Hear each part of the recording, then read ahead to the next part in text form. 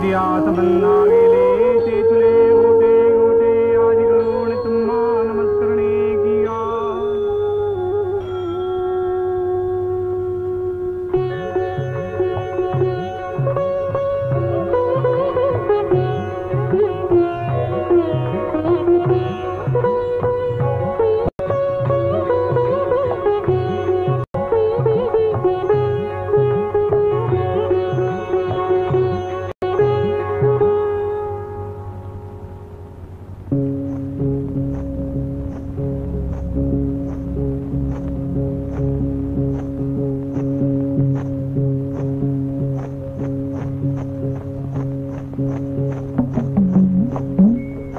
महाराष्ट्रीय असावे, महाराष्ट्रीय असावे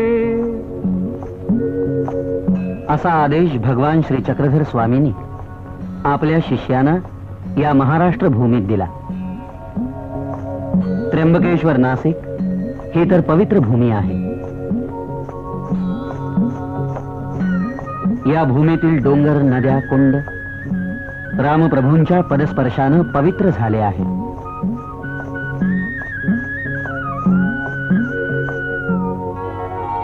12व्या शतकात गोदावरीच्या काठी महानुभाव पंथाचे आद्य प्रवर्तक श्री चक्रधर स्वामी आपलं परिभ्रमण करू लागले।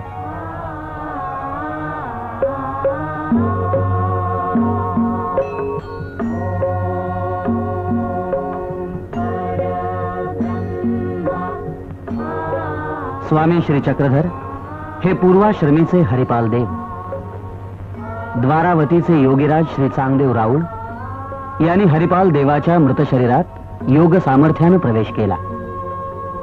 तेच हरिपाल देव या महाराष्ट्र भूमीत वावरू लागले।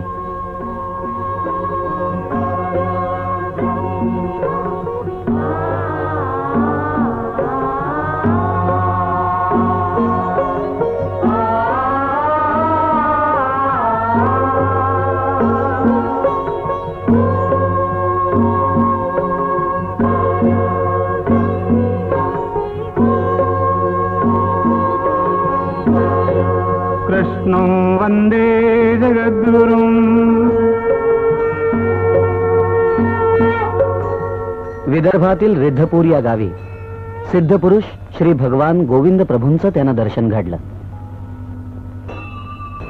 भगवान श्री गोविंद प्रभूंनी या तेजस्वी युवकाकडे पाहून चक्रेया होय म्हणे म्हणून त्यांचं चक्रधर नाव ठेवलं। श्री चक्रधर स्वामींनी श्री गोविंद प्रभूंचं शिष्यत्व पत्करलं।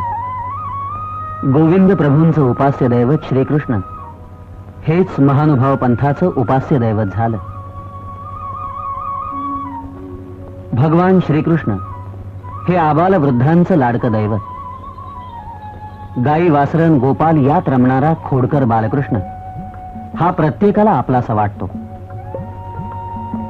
स्वामी चक्रधर असेच लीला करीत भ्रमण करीत असत।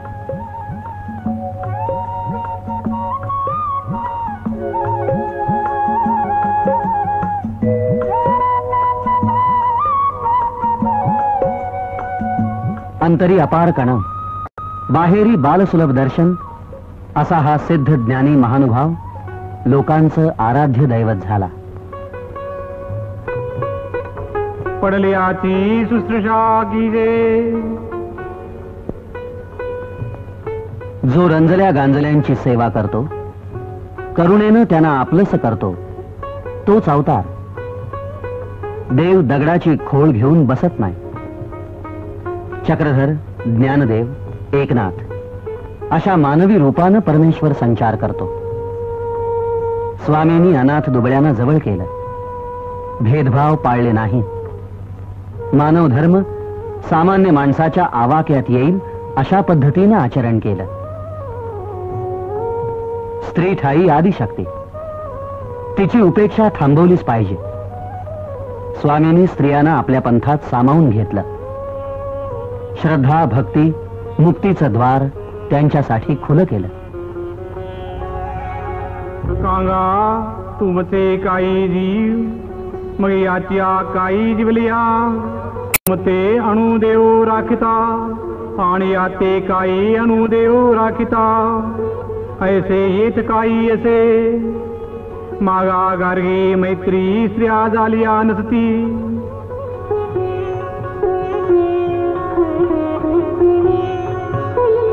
श्रमणे वृत्ती की जे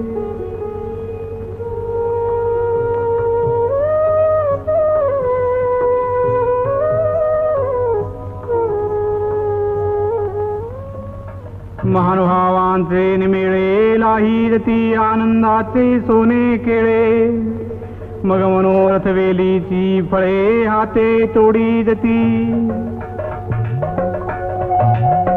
एकमेका भेटल्या हे भेटल्याचा पाड जाये लोकजीवन सूक्ष्मतेनं पाहिलं, दयेनं स्नेहमय केलं, सुगम माय बोलीत परमेश्वरी ज्ञानाचा प्रसार केला.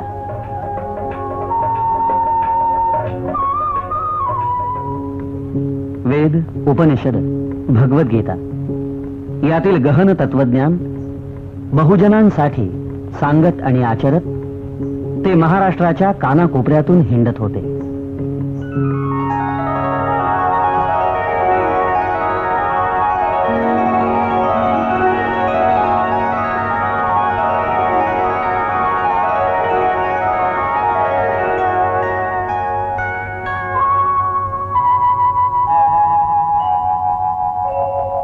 त्यांच्या या भ्रमंतीच्या दिनचर्येचं वर्णन माहीम भट्टाने लिहिलं. तो ग्रंथ म्हणजे लीळा चरित्र. लीळा चरित्र आद्य मराठी ग्रंथ ज्ञानेश्वरीच्याही आधी लिहिला गेला. चक्रधर स्वामींच्या तेजस्वी व्यक्तिमत्वापासून स्फूर्ती घेऊन अनेक प्रतिभावंत संत लेखक मराठी भाषेला लाभले.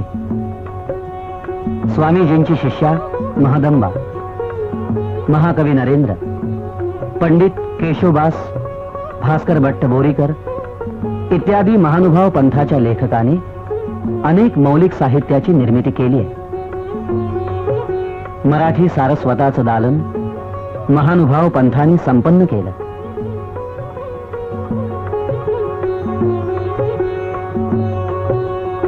स्वामींच्या लीळा चरित्रात स्वामींचं जे दर्शन घडतं त्यावरून स्वामींनी स्त्री पुरुष हा भेद सुद्धा नाहीसा करायचा प्रयत्न केला.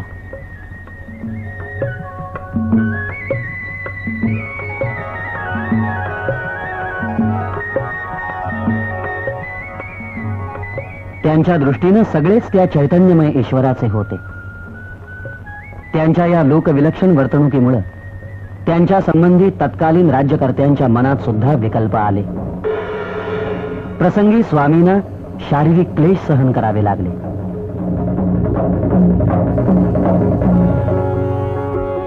पण मागे राहिला तो पंथाचा जनसामान्याचा व्यापक स्नेहभाव, उपास्य दैवतांची मनोमय आराधना.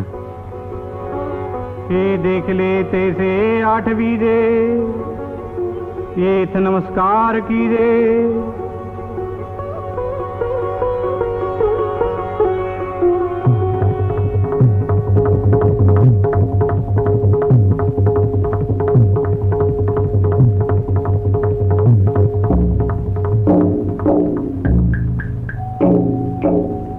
अपरिमित आकाश, वाहतं वारं आणि नद्या कालातीत आहेत. मात्र कालाच्या ओघात साम्राज्य आली गेली. दगडा मातीचे किल्ले मोडके अवशेष घेऊन ठिकठिकाणी दिसतात.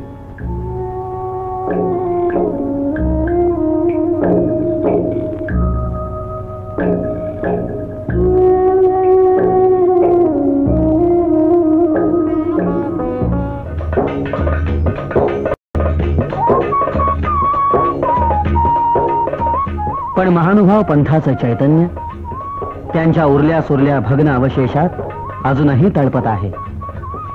ते बालकृष्णासारखंच अपार अनंत आहे.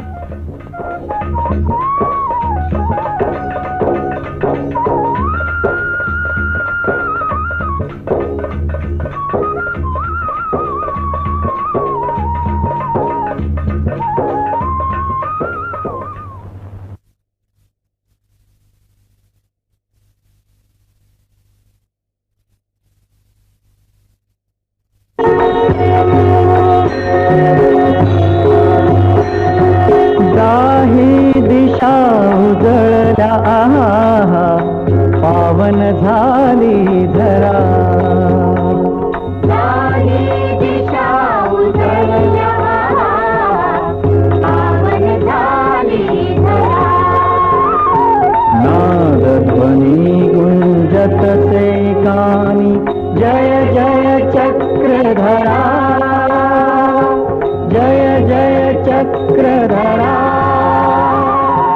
दाही दिशा उजळल्या पावन झाली धरा.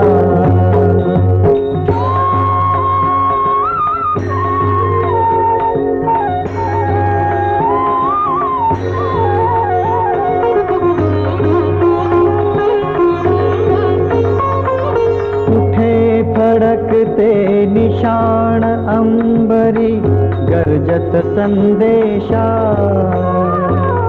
800 नवक्रांती घडली महाराष्ट्र देशा. जय जय चक्रधरा,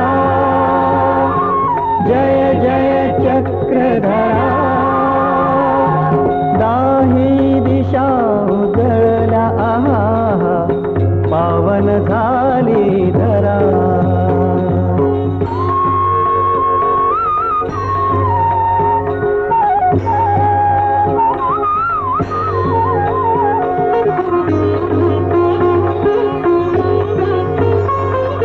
धरा प्रेम मनी भूत मात्रांचे दया हृदयी ठेवा. अनित्य हा संसार मानवा प्रेम नित्य ठेवा. जय जय चक्रधरा, जय जय चक्रधरा, दाही दिशा उजळल्या पावन झाली धरा.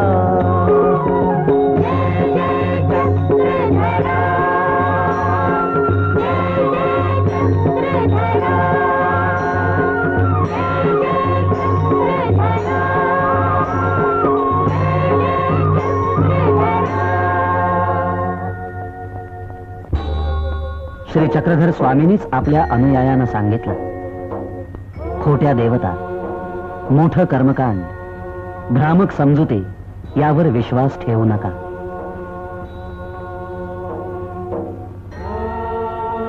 परमात्मा त्याची उपासना करा.